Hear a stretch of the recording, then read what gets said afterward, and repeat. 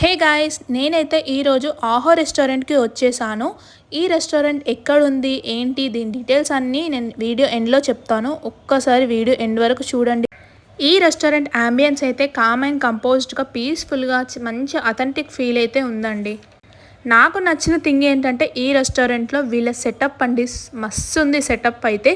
మెయిన్గా అయితే బ్రహ్మానందం గారి మీమ్స్ని రిఫరెన్స్గా తీసుకొని ఒక సెక్షన్ని క్రియేట్ చేశారనమాట. ఈ సెక్షన్లో కంప్లీట్గా బ్రహ్మానందం గారి మీమ్స్ ఉంటాయన్నమాట. ఆ మీమ్స్ని చూస్తూ ఫుడ్ని ఎంజాయ్ చేస్తుంటే అసలు ఎంత బాగుందంటే అంత బాగుంది. అంటే మంచి పాజిటివ్ వైబ్రేషన్ అనమాట. వీళ్ళ మెనూలో చాలా ఐటమ్స్ ఉన్నాయన్నమాట. కాకపోతే వీళ్ళ స్పెషాలిటీ ఏంటంటే అన్లిమిటెడ్ వెజ్ థాలీ. ఈ థాలీలో 26 ఐటమ్స్ ఉన్నాయండి. అసలు తెలుగు అథెంటిక్ వెజ్ థాలీ అని అనొచ్చు అనమాట. ఫస్ట్ స్టార్టింగ్ నేతి బూరతో స్టార్ట్ చేశారండి. గడ్డ పెరుగు వరకు అన్నీ బాగున్నాయి. అటు సౌత్ ఇటు నార్త్ ఎవరైనా మంచిగా ఎంజాయ్ చేయొచ్చు. ఈ థాలీలో నేతి బూరలు, రవ్వ కేసరి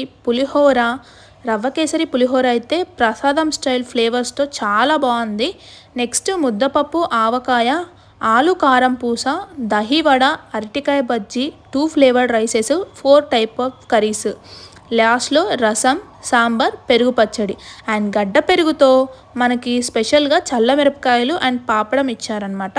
అండ్ స్పెషల్గా గుర్తుపెట్టుకోవాల్సింది ఏంటంటే ఎవ్రీడే ఐటమ్స్ అయితే మారుతూ ఉంటాయండి. ఇది ఒక్కటి గుర్తుపెట్టుకోండి.